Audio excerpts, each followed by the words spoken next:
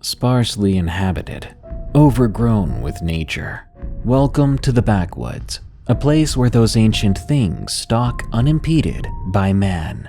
So, when the sound of human footsteps disturbs this domain, it might awaken something old, terrifying, and angry. These are allegedly true and scary backwoods stories. In this episode, I'm counting something as backwoods when it's set in remote forested land. Enjoy, and remember to send me your scary stories at darkstories.org. I'm looking for more not deer encounters. Also, send us your scary workplace experiences at eeriecast.com/submit. By the way, I was recently asked to do a quick voiceover for an independent film called The Hollow. So if you want to check it out and support some cool horror filmmakers, check out The Hollow on Amazon with the link in the description. Now, let's begin. Warning: the following story contains depictions of implied violence against pets. Dogman attacks home. From Synodic. I'd like to start by saying I don't really know what I saw those years ago. These events happened sometime in the past, and memories can change. However, some aspects are clearer in my mind than others. I worry that my mind filled in the gaps of the events that happened those years ago. Nevertheless, this is the story of what happened during a winter of my youth. I lived in western Michigan, not too far from Lake Michigan, and in a deeply rural town. Fewer than 2,000 people reside in my hometown, and I lived some 20 minutes away from civilization. While there were few people, there were miles of rolling farmland and untamed forests that surrounded us, giving my father ample room to indulge his favorite hobby of hunting. I was never too interested in hunting myself.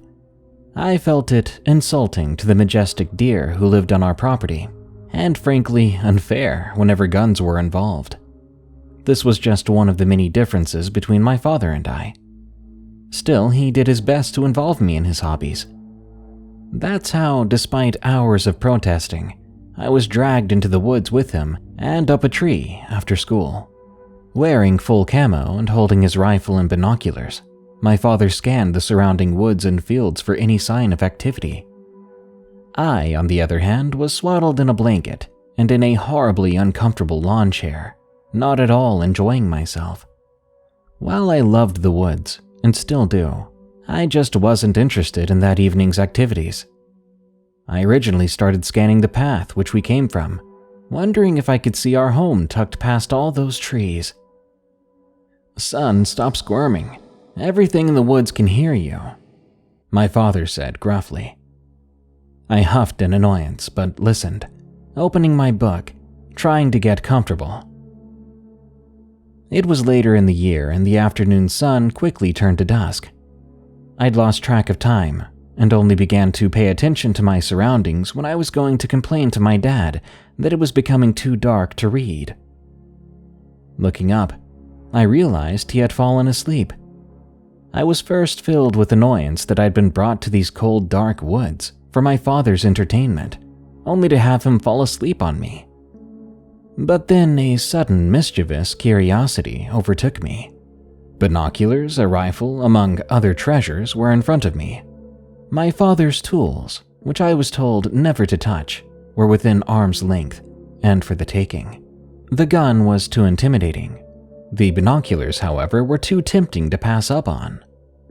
These were high-powered and very expensive pieces of equipment, but I snatched them up and turned to see if I could finally see my house with their help. I searched through the countless tree branches and was about to give up when I saw movement. It was low to the ground, some dark brown furred animal that was shaking violently. I couldn't make out many details, and even though I saw antlers, it seemed unlike a deer. Deer were usually pretty calm and very distinguishable. I couldn't begin to guess what I was looking at, though I eventually noticed it was two things. One of them was dead, and another not so much. I quickly guessed that I was looking at two distinct creatures, one a long-dead deer carcass, and some other animal that seemed to be dragging it through the woods. I have a habit of talking too much, and this came to bite me when I muttered, "What is that?" under my breath. The thing stopped moving suddenly. My heart skipped a beat as I kept looking at it. There's no way that thing had heard me. It was so far away. Yet I saw those long ears perk up, and it turned to show its face. It was a canine thing. Long snout that tapered into a dark nose, sharp yellowish teeth that jutted out at awkward angles, and the most peculiar eyes. While it seemed to not have hair or have very short hair around its face, the part that stuck out to me were the eyes. They were a deep amber color, unnaturally illuminated in the low light, and they seemed too aware to belong to an animal. Even though I had absolutely no idea what I was looking at, it deeply unsettled me. Some voice in my head, even as a child, screamed that this was not natural, and yet I was transfixed. I kept staring at it. Eventually, the creature stood still, then it turned to look up. I locked eyes, or binoculars, with this thing. It cocked its head slightly, and I was mesmerized by its cold gaze. With an unnatural grace, the hunched figure began to unfold itself, and I watched with disbelief as this canine entity began to stand on 2 feet. It was very tall, though how tall exactly I couldn't say. It was thin too. It looked emaciated, as I remember seeing rib bones through a thin-haired patch on its sides. The legs were bent at an awkward angle, and given how the creature hunched and held onto a tree trunk, I guessed that while it could stand up, it was one of the many unnatural aspects of the creature. I remember it was strange, and I dare to say it had hands. The paws were unnaturally shaped with these spindly fingers that jutted out and ended with long claws. The worst part of the whole event was just the sense of understanding. I had a primal feeling that this creature knew I was up in the trees looking at it, that it understood completely what was going on, and that it and I both knew it could come get me whenever it wanted. This sense of overwhelming dread eventually led my shaking hands to drop my father's binoculars. The sharp noise shook the quiet woods as the glass of the binocular frames broke below. That one sound seemed to set off a chain reaction. I began to violently shake and started shouting for my dad to wake up. "Dad, Dad, something's out there. We need to go home," I begged. To his credit, he quickly woke up and took control of the situation. I explained what I saw and pointed to the general direction it was in. He reached for his binoculars, and I sheepishly motioned to the ground. "Sorry." He scoffed and looked down the hill that happened to lead towards our home. The seconds dragged by slowly until he finally looked down at me. "It must have been a coyote. Whatever it was, it isn't there now." "Dad, it wasn't a coyote. I saw it." "You spooked yourself and nothing more," he said, cutting me off. He looked around the surrounding woods and rubbed some of the sleep out of his eyes. "Look, it's been long enough. Let's head back. Mom must be worried sick." "Dad, what if it's still out there?" I demanded, stepping away from the trapdoor that led towards the exit and the dangerous woods. "Just stop. Nothing's going to hurt you. Besides, I'll keep you safe," he said, motioning to his rifle. "Now, let's get home." There was no more pleading I could do, so I begrudgingly gave in. He went down the ladder first, and I quickly followed. I saw him shake his head when he saw the binoculars, and he picked up his ruined gear, beginning the walk back home. For me, it was an excruciating walk, and though my father tried making small talk, I was too worried. I scanned the trees and jumped at every sound. Thankfully, nothing stopped us, and we made it home safely. My father explained the events to my mother, and they both teased me for having an overactive imagination. I said nothing, and just thought over the brief encounter. Over the few weeks that went by between the first encounter and my second, I began to believe that I was just seeing things. My father never saw evidence of anything when he went on various other hunts, and I pushed the thoughts away.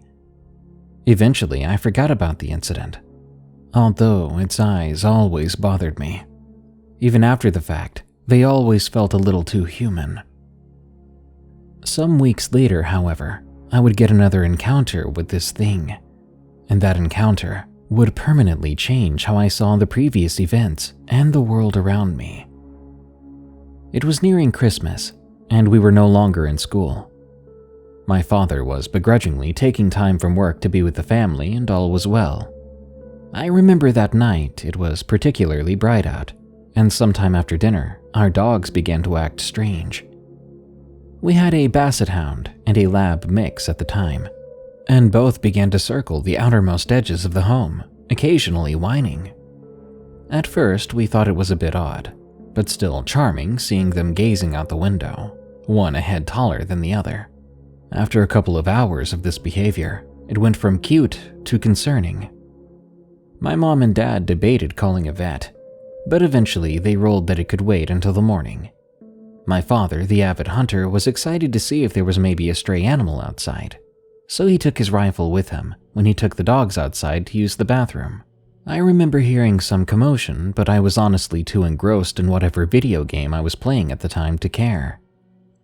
Eventually, my father returned with our lab mix, Millie, but our basset, Walter, was nowhere to be found. This wasn't too unusual. The dogs had plenty of space to roam out here and would sometimes run off for hours. Their earlier behavior seemed to trouble my dad. "Mills never left my side," he said, pointing to our lab. "Walter just bolted, though."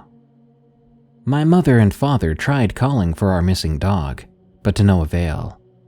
And eventually, we started to get ready for bed. It wasn't too cold just yet, and they figured he'd turn up sometime soon.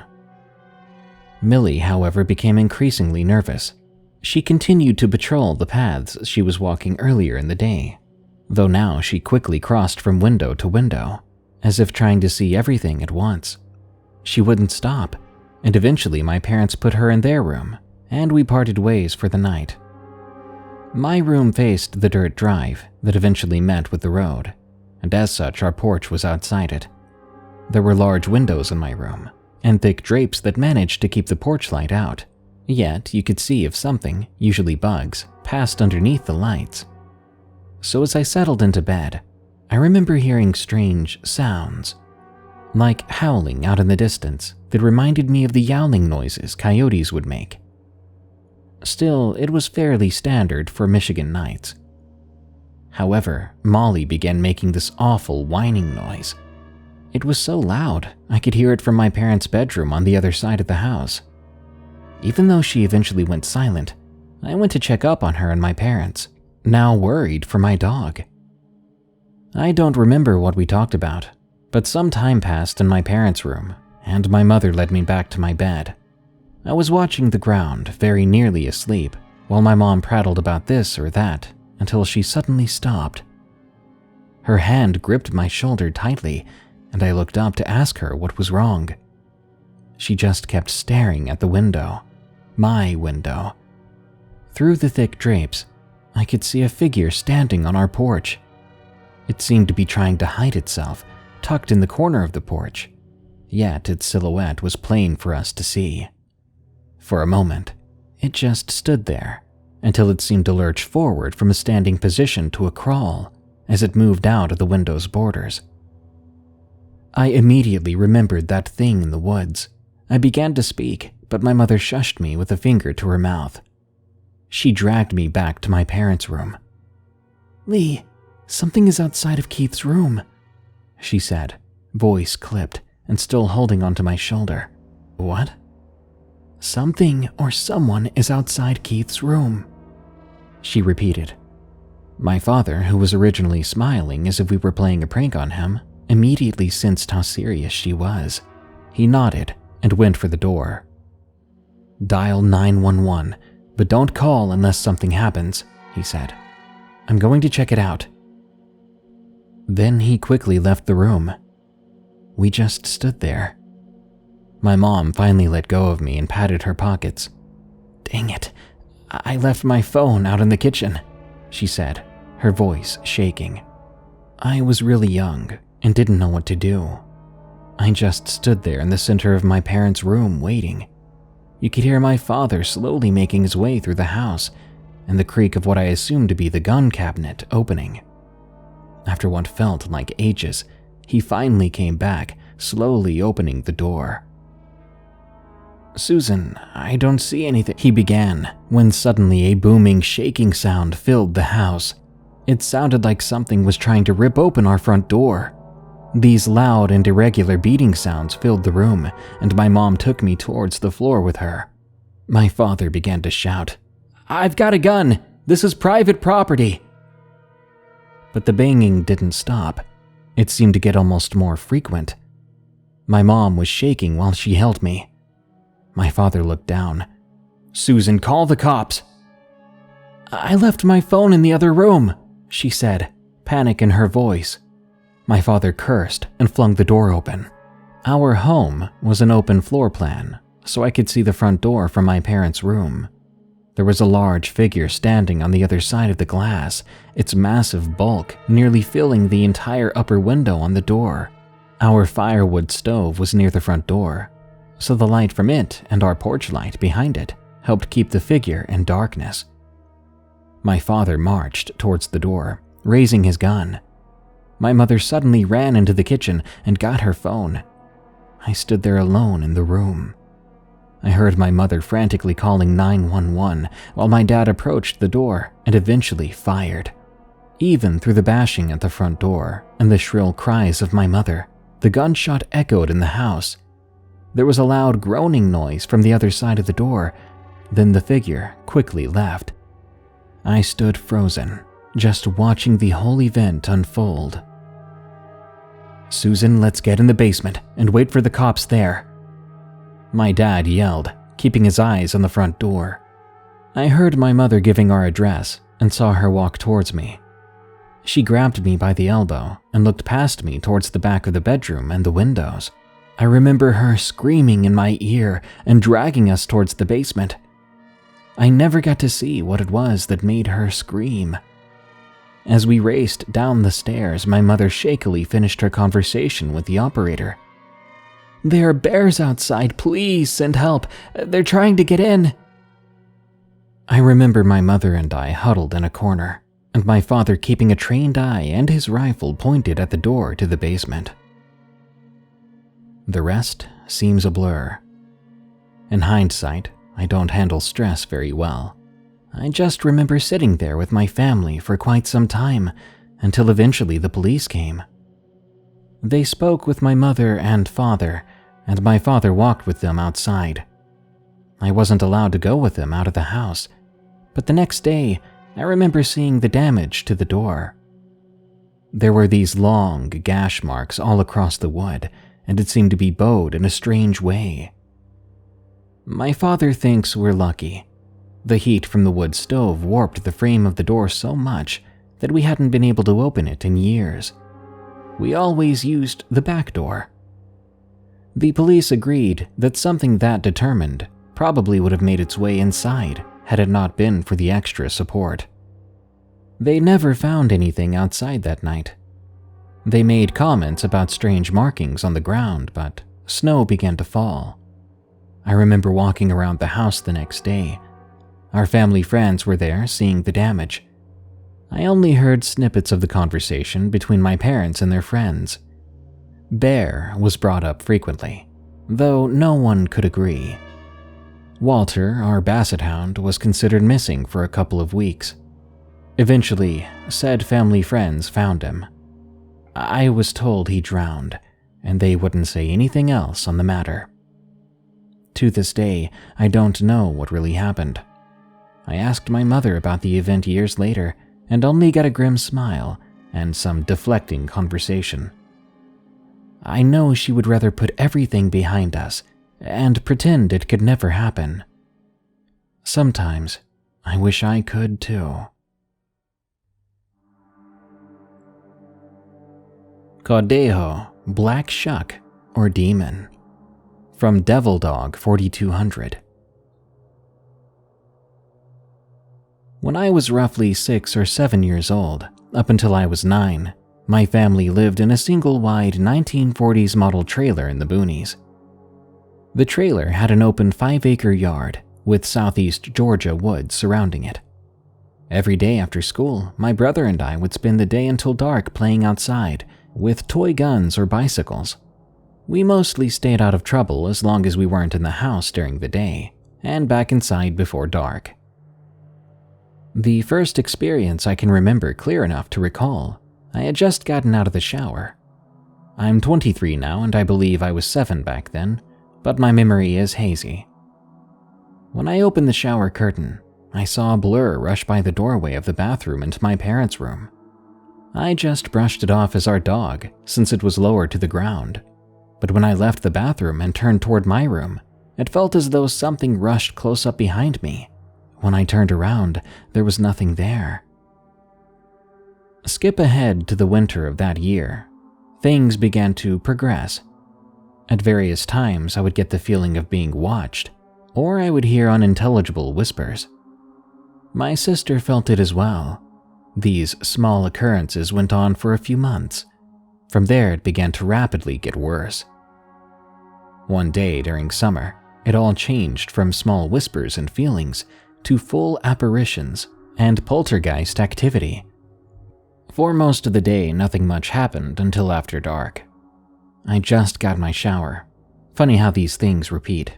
Instead of a blur by the door, there was a loud bang on the wall from my parents' room. I assumed maybe something fell, so I got dressed and started to leave the room. As I turned into the hall with my back turned to my parents' room, I heard a deep, slow inhale. Almost like someone was breathing in a really good smelling candle. It stopped me in my tracks and I didn't dare move. The next thing I heard sent me sprinting to my mother in the living room in sheer panic. A deep voice groaned. "The young, the tender." The following night, I was lying in bed trying to sleep when the usual whispers began.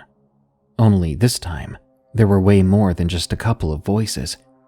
I opened my eyes and there were these humanoid shadows just kind of floating all over the walls and ceiling.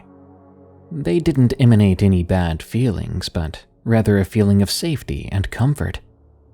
I watched these strange shadow figures for at least an hour before they faded away. Once the last one was gone, the atmosphere around immediately changed. It became difficult to breathe. The air seemed to breed fear, and unease filled the room. I heard shuffling coming from my parents' room. It was like a combination of claws from a dog's paws on a hardwood floor and goat hooves. As these sounds started to make their way down the hall, I completely covered myself under my blankets up to my eyes. These footsteps continued up to my doorway, then abruptly stopped. For seconds that felt like hours, there was dead silence, until I heard that familiar deep inhale.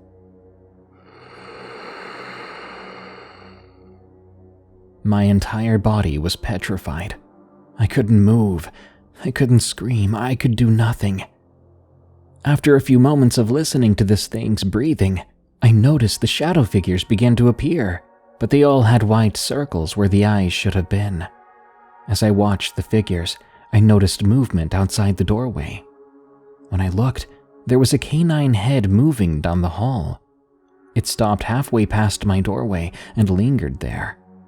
This thing was mostly canine-looking, almost like solid black Doberman, only its head, while on all fours, reached the light switch. I now know that light switch was a little over 4 feet off the ground. On its head were a pair of horns like a mountain goat or ram, curling back behind its ears and ending at its jawline. The beast suddenly turned, stood up on its hind legs leaning towards my room, and stared at me with eyes like embers in a fire. As it started to lean into my room, I could hear its breathing quicken, and I could see its maw start dripping with drool. Once it breached the threshold of my room, the shadow figures began to gather closer around the beast. This seemed to anger it, and it backed off, remaining in the hallway just staring at me. That thing and the shadow figures remained until the sun began to shine through the trees outside. This would happen every night around the same time. The thing would never physically attack me, and eventually I grew to believe it couldn't. We moved out of that trailer in December of 2009. A couple of months before that, I learned that it could in fact touch me if it wanted to. I was sitting in my parents' room while my mom was folding and putting away my dad's laundry. I had an old carry-around CD player with my earbuds in, listening to 3 Days Grace. Once my mom finished, she went to my grandparents' house for something that I can't remember.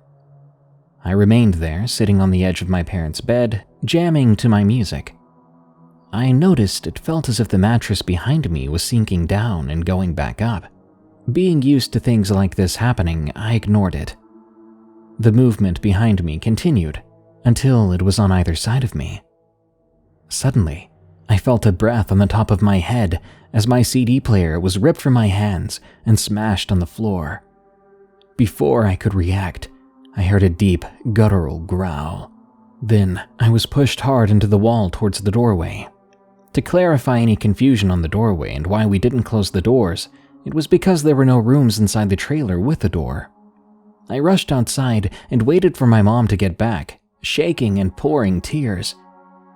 She figured whatever I was listening to had scared me, and that I had tripped and smashed my CD player. That maybe I heard the growl because I scared the dog, even though he was outside when this incident occurred. Later that night, she found deep scratches in my back and assumed it was the dog. Unfortunately, they refused to believe me, so my dad got rid of the dog when he came home. Once we moved out, all of these occurrences abruptly halted, save for some whispers and things being moved, but nothing more than that. I never saw the entities again. However, when you walked by the trailer as it was on my grandparents' property, you could sometimes make out a canine figure through one of the windows or hear strange sounds from inside, but I never saw it outside the trailer. Since then, I've served a 4-year term in the Marines. When I got out and returned home, I learned that my family tore down and buried the old trailer. Every now and then, I or my brother have noticed or glimpsed that same figure stalking the tree line or following us on the property from a distance, as if biding its time, looking for the opportune moment to make its move. I've never been able to find out what this thing or the shadow figures were. My brother claims it looks like how some Cadejos are described, but I haven't found any with horns, and I believe they followed tired travelers. I lean towards a black Shuck or demonic entity. As far as the shadow figures, I have no clue. If any of you know anything about these things, or can find anything out about them, don't hesitate to let me know. Torment, from Airborne Sapper. What I'm about to tell you still chills me to my core to this very day. I am a soldier in the United States Army, and I'm from Eustis, Maine. I've had a few creepy and just eerie encounters with an unknown creature. It started back in 2014 when I was a freshman in high school. It was a cold October night. My older brother Richie and I had just left the local haunted hayride at a campground near our house. We were walking back at 9 p.m. at night, and mind you, we live on top of a ridge about 1.5 miles from where we were at the moment. After walking for a little while, we reached our road. It was hard to miss. It sat next to a chapel and 2 graveyards. The road itself was tar and turned to dirt at the top of the ridge. There were no lights on this road except the bright moonlight. We crossed the road and began our long trek up the ridge. Personally, I enjoy nature. It's very comforting to me listening to the birds and the squirrels and the music of wildlife. But that night was different. We were about halfway up the hill when everything just went dead quiet. A large chill ran up my spine, and the hair on my arms and neck stood up on end. Richie, on the other hand, wasn't really bothered by it. I don't know if it was bravery or stupidity. I kept walking until I heard a large branch in the surrounding woods snap. I can still hear it to this day. When I heard it, I jumped a little bit, but I couldn't see much of anything. There was just this all-consuming void of darkness looking back at me, as if it was going to swallow me up. As my brother and I pressed on, I couldn't help but notice that it sounded like something was keeping pace with us in the woods. I didn't dare stop. I knew Richie wasn't going to. He didn't really care about me, him being the older brother. When we got to the dirt portion, I couldn't hear anything anymore. Whatever it was seemed to be gone. And my brother and I finally made it home. My next encounter didn't happen until 3 years later, around late December in 2017. Richie, our friend Johnny, and I had just finished a fire department meeting. It was around 10:45 at night, and we decided to drive down to the lake. We were joking around, having fun. Those two were smoking cigarettes. Then we all started making noises, intending them to be Bigfoot mating calls just to have fun. But then, out of nowhere, something just came crashing through the woods towards us. Johnny threw me in the back seat of the truck, and my brother got in the driver's seat. We peeled out of there as fast as we could, without crashing the truck. My final encounter didn't happen until mid-November of 2018, during deer season.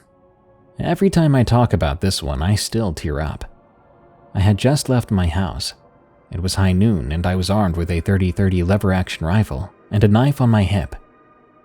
I walked up behind my neighbor's house on an ATV trail. Around this time, it's usually dead quiet, as the woods are just full of hunters. I was tracking down a pair of deer. I was close behind, as the prints were still fresh in the mud. I followed them up behind my neighbor's hunting cabin. Eventually, I came up to a big holler, and I caught sight of the pack. There was no wind, no noise, nothing at all. I'd gotten a good vantage point behind a tall birch to look at the deer. Then all of them froze and looked up in the direction where I just came from, and they took off like something had them. I looked over where they were looking before, but the forest was too thick for me to see much of anything. I was about to continue tracking when I heard something that was scarred right into my memory. I heard this terrible scream. It didn't sound human, but it was certainly big. It sounded at least 70 meters away. I was shaken, and I tried to get out of there as quiet and quick as I could. Not 30 seconds later, I heard the scream again, but it was much closer. Too close for comfort. So I said screw it, and I took off as fast as I could. There was a dirt road about 50 meters away that led back to my house, so I got to it, and I didn't stop until I got back to my house. I didn't hear it behind me giving chase or anything. I think it just wanted me out of there. After that, I never went to that spot again. I spoke of the encounter to my mother. She said it was probably just a deer or something. It's 2022 now, and just a couple of weeks ago, I talked about it with my wife. She believed it could be a skinwalker or a wendigo. I think it could be a wendigo. I live on Native American lands. To this day, I research cryptids in hopes that I'll find what it is and how to kill it. That brings us to the end of this episode of Darkness Prevails. More terrifying stories are on the way soon, so subscribe and smash that like button. By the way, did you know this show is available as a podcast called Unexplained Encounters? Just search for, follow, and rate Unexplained Encounters on Spotify, Apple Podcasts, or your favorite podcast app. This show is part of the EerieCast network. Go to EerieCast.com for more scary podcasts, such as Freaky Folklore, which explores your favorite monsters, myths, and mysteries, as well as Redwood Bureau, a fictional horror podcast about an agent on the run from an evil secret organization that captures supernatural creatures and entities. Well, thanks for tuning in. Stay safe out there and stay creepy, because this world is a strange one.